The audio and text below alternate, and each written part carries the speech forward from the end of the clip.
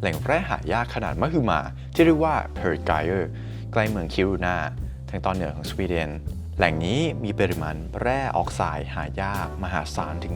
2.2 ล้านตันทำให้เป็นแหล่งที่ใหญ่ที่สุดเท่าที่เคยพบในยุโรปและสิ่งที่น่าสนใจยิ่งกว่านั้นคือแร่หายากเหล่านี้ไม่ได้อยู่โดดเดี่ยวแต่กลับปะปนอยู่กับแร่ฟอสฟอรัสในแร่ชนิดหนึ่งที่เรียกว่าอะพาไทด์ซึ่งหมายความว่าการสกัดแร่ธาตุอันล้ำค่าเหล่านี้เป็นผลพลอยได้จากการทำเหมืองแร่เหล็กที่มีอยู่แล้วช่วยลดต้นทุนและผลกระทบด้านสิ่งแวดล้อมได้ในระดับหนึ่งการค้นพบนี้เป็นเหมือนดั่งแสงแห่งความหวังของยุโรปที่ต้องการปลดตัวเองจากการพึ่งพาจีนที่เป็นผู้ครองตลาดแร่หายากทั่วโลกมาอย่างยาวนานแร่เหล่านี้คือหัวใจสำคัญของเทคโนโลยีสีเขียวตั้งแต่แบตเตอรี่ EV ไปจนถึงกังหันลมยักษ์ในขณะที่ยุโรปกำลังมองหาทางปลดล็อกการพึ่งพาแสวงหาวัตถุดิบสำคัญสำหรับแบตเตอรี่รถยนต์ไฟฟ้าก็เป็นที่กังวลใจ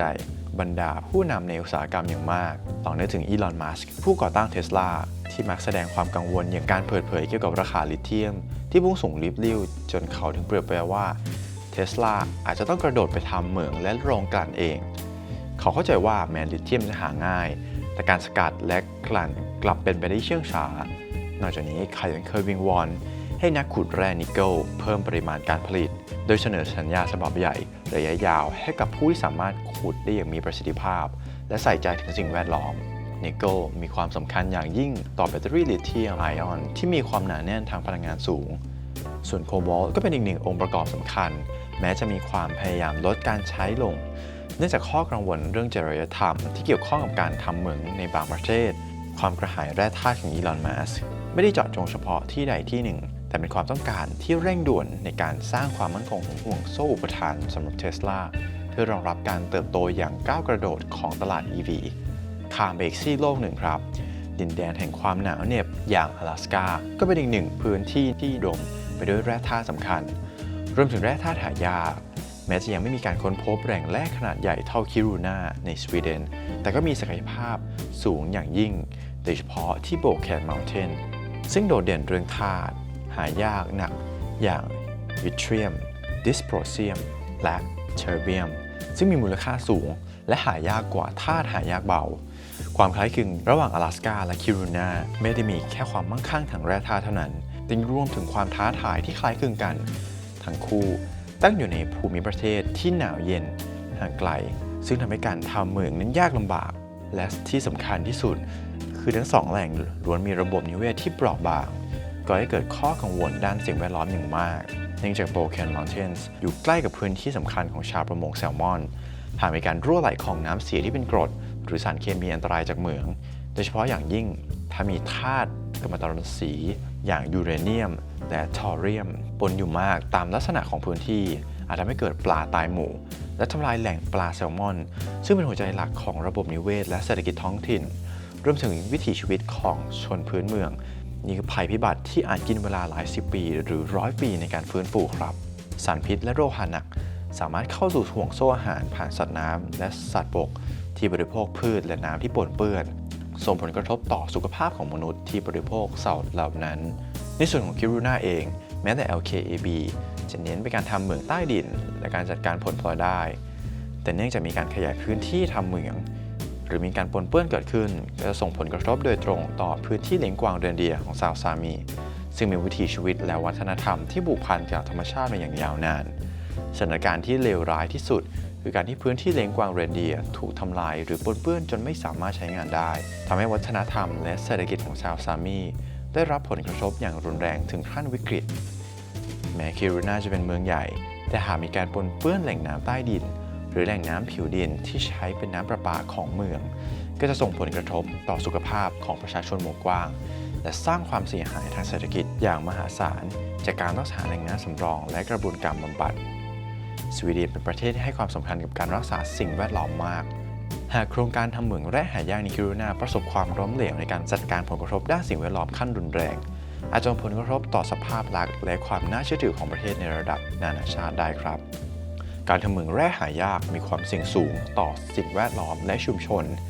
การที่จะหลีกเลี่ยงหายนะเช่นอย่างในชิลีได้นั้นต้องอาศัยความมุ่งมั่นอย่างแท้จริงในการใช้เทคโนโลยีที่ยั่งยืนจัดการทรัพยากรน้ำและกากแร่ที่เข้มงวดโปร่งใส และเหนือสิ่งอื่นใดคือการให้ความสำคัญกับสิทธิและสุขภาพของชุมชนท้องถิ่นเหนือผลประโยชน์ของทางรัฐในระยะสั้นเสมอและเมื่อพูดถึงสิ่งแวดล้อมรถยนต์ไฟฟ้ามักถูกยกย่องว่าเป็นพระเอกของวงการแต่ความจริงแล้วเรื่องราวซับซ้อนกว่านั้นมากครับในขณะที่รถ EV ปล่อยมลพิษเป็นศูนย์ขณะการใช้งานแต่ Carbon Footprint ตลอดวงจรชีวิตของพวกมันกลับไม่เป็นศูนย์และในบางแง่มุมอาจสูงกว่ารถยนต์สันดาปด้วยซ้ำการผลิตแบตเตอรี่คือหัวใจสำคัญของปัญหานี้ครับการทำเหมืองลิเธียมโคบอลต์นิกเกิลและแร่หายากรวมถึงกระบวนการกลั่นนั้นใช้พลังงานมหาศาลซึ่งส่วนใหญ่ยังคงมาจากเชื้อเพลิงฟอสซิลในหลายประเทศนั่นหมายความว่าก่อนที่ EV จะออกจากโรงงานมันก็แบกหนี้คาร์บอนก้อนใหญ่ไปแล้วบางการศึกษาชี้ว่าการผลิต EV 1 คันอาจสร้างการปล่อยก๊าซเรือนกระจกได้ถึง 1.3 ถึง 2 เท่าเมื่อเทียบกับรถยนต์สันดาปทั่วไปเลยทีเดียวนอกจากนี้ EV ยังสะอาดได้เท่ากับกระแสไฟฟ้าที่ชาร์จเท่านั้น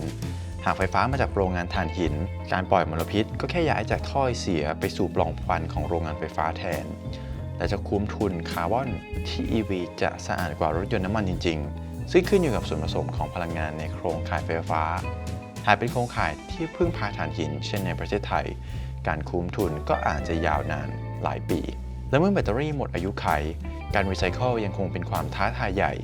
แม้จะมีการพัฒนาเทคโนโลยีอยู่เรื่อยๆแต่ปัจจุบันอัตราการรีไซเคิลก็ยังต่ำเนื่องจากการรีไซเคิลนั้นใช้งบประมาณมากกว่าการผลิตแบตใหม่และยังไม่สามารถทำให้ประสิทธิภาพดีเหมือนเดิม 100% ได้แน่นอนแบตเตอรี่ส่วนใหญ่จึงถูกทิ้งกลายเป็นขยะที่เป็นพิษสิ่งเหล่านี้ทำให้ภาพลักษณ์ของ EV ไม่ได้ใสสะอาดอย่างที่หลายคนคิดครับเรื่องราวของแร่หายากและแบตเตอรี่ EV สะท้อนให้เห็นว่าการเปลี่ยนผ่านสู่พลังงานสะอาดไม่ใช่เรื่องง่ายที่ไม่มีผลกระทบใดๆการลดมลพิษของยานพาหนะเป็นเพียงส่วนหนึ่งของสมการทั้งหมดเราต้องมองให้ลึกไปถึงต้นตอของการผลิตการจัดหาวัตถุดิบและการจัดการขยะปลายทางแต่เส้นทางสู่การคมนาคมที่สีเขียวอย่างแท้จริงนั้นจะเป็นต้องอาศัยการลงทุนมหาศาลในเมืองที่ยั่งยืนการแปรรูปที่สะอาดการรีไซเคิลแบตเตอรี่ที่มีประสิทธิภาพและที่สำคัญที่สุดคือการเปลี่ยนผ่านสู่พลังงานหมุนเวียนในโครงข่ายไฟฟ้าทั่วโลกอย่างแท้จริงมิฉะนั้นแล้วเรากำลังแลกเปลี่ยนมลพิษจากท่อไอเสียไปเป็นมลพิษที่ซ่อนอยู่เบื้องหลังความเงางามของเทคโนโลยีใหม่ๆก็เป็นได้ครับหากชอบอย่าลืมกดไลค์กดแชร์กด subscribe เพื่อเป็นกำลังใจให้พวกเราด้วยนะครับมีคำติชมหรือคำแนะนำก็สามารถคอมเมนต์ไว้ข้างล่างได้เช่นเดียวกันครับผมทามจาก ID Group Channel ต้องขอตัวลาไปก่อนไว้พบกันใหม่ในเอพิโซดต่อไปสวัสดีครับ